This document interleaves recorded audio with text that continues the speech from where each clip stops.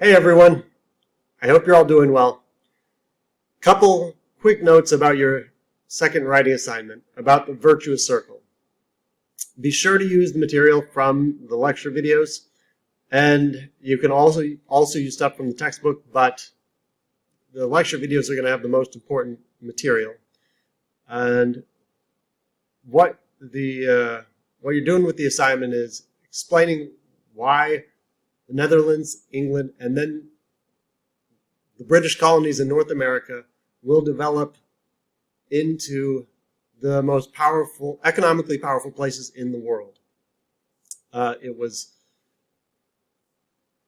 When you really think about it, it's very bizarre that, like, the Netherlands and England, they're tiny, they were politically disorganized. How did these become the world superpowers? Because the United States will get its institutions directly from those two, which is why those three places, Netherlands, England, then the United States, will develop into the most economically powerful places in the world, which they have been for 400 years now. About 400 years. And in order to explain this, obviously, for all three places, the very first thing is geography, because it's the geography of each of them. There's geographic features that led to the creation of a business class or a merchant class. That merchant class meant that there was a more diffuse part of society, or what we would call a middle class, that had economic power, which means they had political power.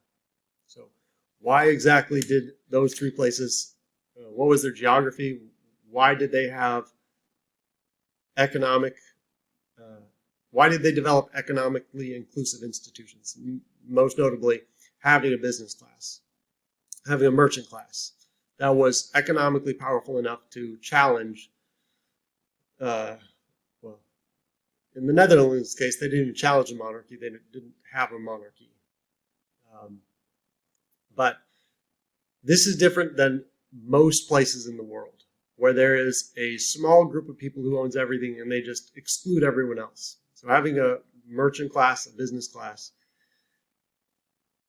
then led to the creation of political institutions that were inclusive and that allowed a lot of people to participate in politics and also then to succeed. So these things all go together, of course, which obviously also ties into the fact that these places will all be relatively religiously inclusive. Now, by today's standards, we would not say that there was religious freedom by any stretch of the imagination. But for the time, they were very, very religiously inclusive. And the fact that they were religiously inclusive meant that they got some of the best and brightest in society, because people would flee other countries to go to these places, or flee other parts of Europe. So be sure to take these one at a time. Don't do it topically, like explain the geography of all three of them, then explain the economics, and then the politics, because they all develop a little bit differently. But it's important to be able to take each one individually, because, like, the Netherlands, its weird geography made it so it never had a strong central government, which will be part of its problem. If you don't have a strong central government, then you are not going to have as organized of a military. And that will be part of the Netherlands' problem and a reason for their decline. So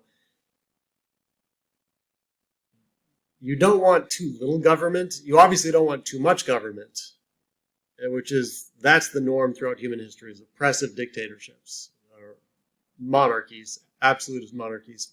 And that's what will happen in most places in the world. And there is a very fine line in what is the right amount of government. And just so you don't have to mention this in the paper, but just so we're clear, there is no set, definite level of the right amount of government, because the entire world changes too much, too fast. So if you find the right amount of government, then a foreign country might create an army to try to invade you, and then you have to change the level and power of the government to deal with that crisis. Or you might have a corporation that grows that is so big and powerful that it challenges the power of the federal government, like what we saw in the United States during the Gilded Age, when really wealthy robber barons were able to literally buy the politicians.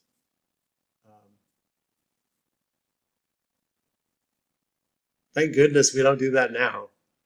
So, yeah, make sure to just follow all those countries or all those places and address each one of them individually. You don't have to have everything in the videos, but you need to understand how these things work together.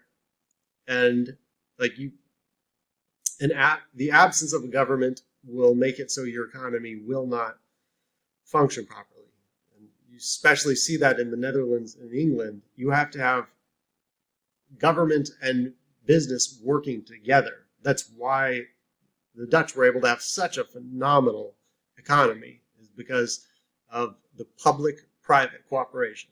Federal government, or the government creating central bank, military, a navy that allowed for business to thrive.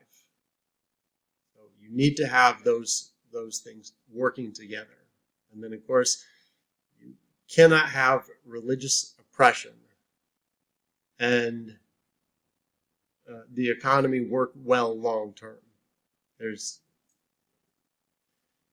You won't find cases of that throughout human history, of a really religiously oppressive state that will not eventually start pushing out some great intellectuals, some great business people, and eventually lead to an economic decline. So be sure to be able to explain those three things, or how those things interacted in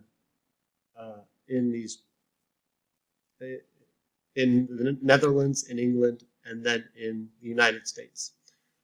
Please let me know if you have any questions, comments, concerns. I hope everyone is doing well.